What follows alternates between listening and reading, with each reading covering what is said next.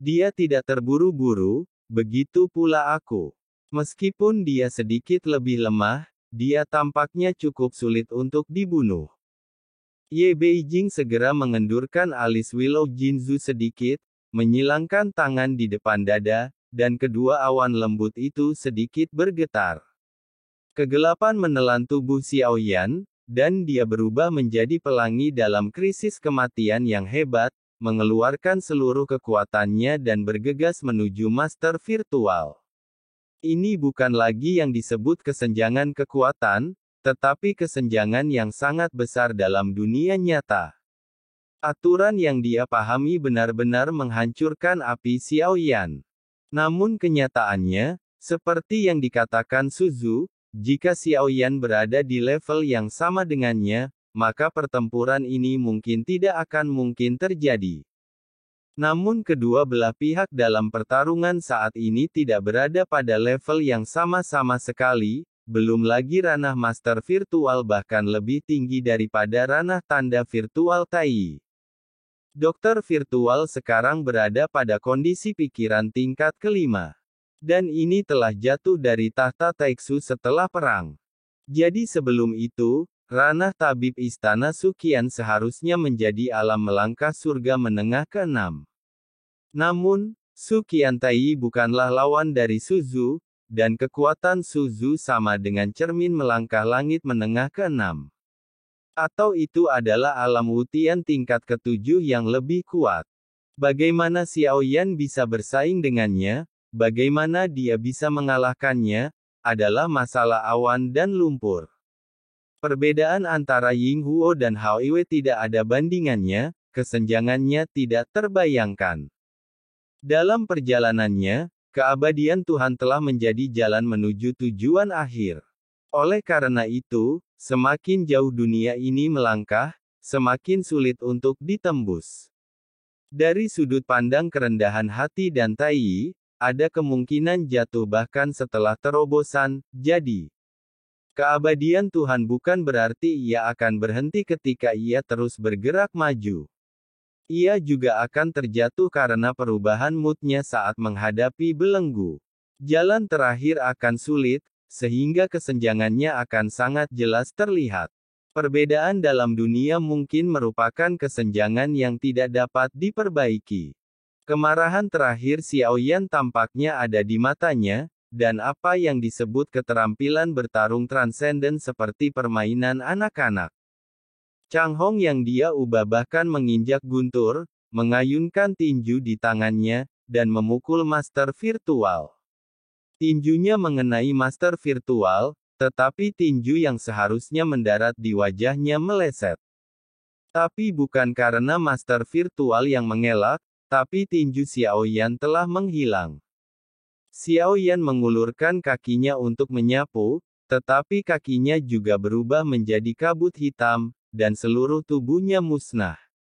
Ditelan oleh kegelapan, Xiao Yan mencoba menggunakan hatinya yang berapi-api untuk melawannya, tetapi kekuatan aturan Void Lord terlalu kuat, seperti racun, dan Xiao Yan tidak bisa mengusirnya sama sekali. Kali ini krisis kematian bahkan lebih parah lagi. Karena jiwa seolah ditelan kegelapan. Mata Xiao Yan menjadi semakin gelap, dan kabut hitam semakin tebal, seolah-olah seluruh dunia dengan cepat berubah menjadi hitam. Yang mulia, Anda ketahuan terlalu dini. Tidak akan mudah menemukan Anda jika Anda bersembunyi.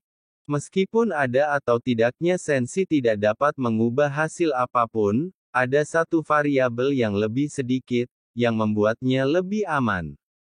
Saya berbeda dari Suqian Tai yang tidak berguna, saya bertindak lebih hati-hati. Taiksu menelan sensi dan tidak ada yang bisa diubah. Anda tidak perlu bereinkarnasi. Anda sudah mempertimbangkan ini, jadi tidak perlu bersusah payah. Master virtual memandang Xiao Yan yang berjuang tanpa hasil. Suaranya terdengar pelan, dan di matanya tidak ada kemungkinan menyakiti Xiao Yan. Dia sepertinya tidak punya kartu truf. Baginya saat ini adalah jalan buntu. Ye Beijing mengerutkan kening dan menggerakkan tubuhnya, seolah dia siap mengambil tindakan. Dia tidak ingin melihat Xiao Yan mati dalam pertempuran ini. Karena saya tidak dapat memahaminya, saya tidak pernah mengambil tindakan. Kamu Ye Beijing. Saya ingin memberitahu Anda bahwa dunia kuno yang abadi dan iblis menjadi lebih baik sekarang, jadi jangan menimbulkan masalah lagi.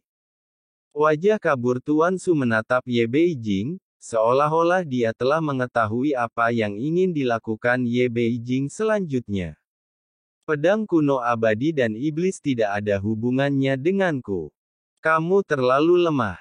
Jika kamu memiliki kemampuan, bunuh saja pedang kuno abadi dan iblis.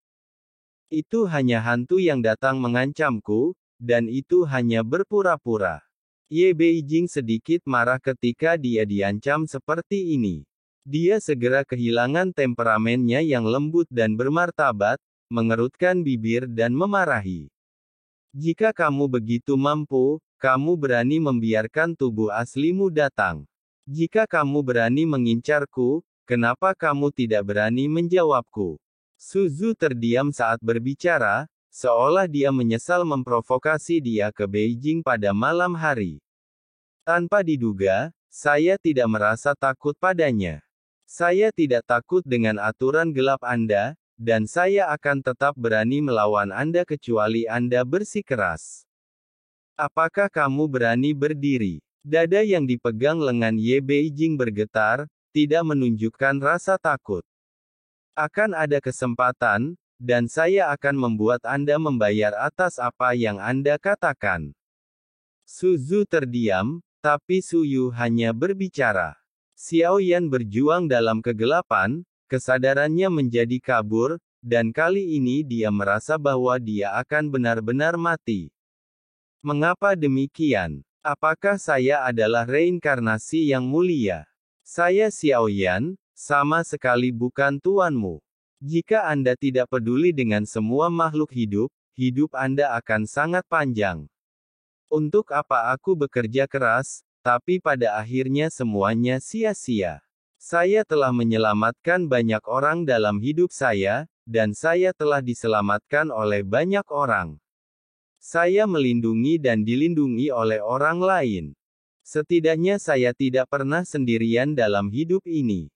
Ini sudah cukup. Xiao Yan tidak ingin memikirkan hal ini, tetapi kesadarannya menjadi semakin kabur. Mungkin inilah salah paham terakhir menjelang kematian untuk merangkum kehidupan seseorang. Dalam waktu singkat, ini adalah jalan buntu kedua yang dialami Xiao Yan. Kali ini, apakah ada kemarahan terakhir? The Wrath of the End hanyalah sebuah skill bertarung. Paling-paling itu bisa membuat Xiao Yan hidup kembali, tapi itu hanya menundanya untuk beberapa waktu. Seperti yang dikatakan Su Zhu, hasilnya telah diputuskan. Dia tidak bisa berubah sampai mati. Dia tidak pernah mengerti mengapa Yang Mulia memilih untuk bereinkarnasi dengan saya setelah tumbuh dewasa begitu sulit, mengapa dan bagaimana melindungi saya. Xiao Yan tidak mau menyerah. Hal terakhir yang kulihat dalam kabut hitam adalah mata Xiao Yan yang enggan. Hingga kabut hitam menelannya dan akhirnya mengubahnya menjadi jiwa gelap dan tubuhnya menghilang. Xiao Yan meninggal, semuanya tenang, kecuali Su Anxing di Susen. Tawa yang belum pernah terjadi sebelumnya terjadi. Xiao Yan haha. Reinkarnasi yang mulia akhirnya mati, pada Ye Beijing terjadi sedikit getaran. Setelah menunggu beberapa saat, kehampaan menjadi benar-benar sunyi dan tidak ada pergerakan. Itu keterlaluan dan dia benar-benar mati. Ye Beijing tiba-tiba panik. Saya pikir Xiao Yan juga merupakan reinkarnasi yang mulia, dan tidak mungkin dia dibunuh oleh guru hantu belaka. Namun akibatnya Xiao Yan benar-benar mati, jiwa dan raganya tertelan. Adik laki-laki, bangunkan lusinan Bahtera di dunia dewa kuno. Saat dia datang dengan kecepatan tinggi, klon jiwa Xiao Yan tiba-tiba jatuh, matanya tertutup rapat dan tidak bergerak, dan vitalitas dalam tubuhnya dengan cepat menghilang. Saat Keyun melihat adegan ini, hatinya tiba-tiba menegang. Ini adalah tiruan dari kakak muda ke-9. Hanya ada satu kemungkinan terjadinya situasi ini, jati dirinya mungkin telah jatuh.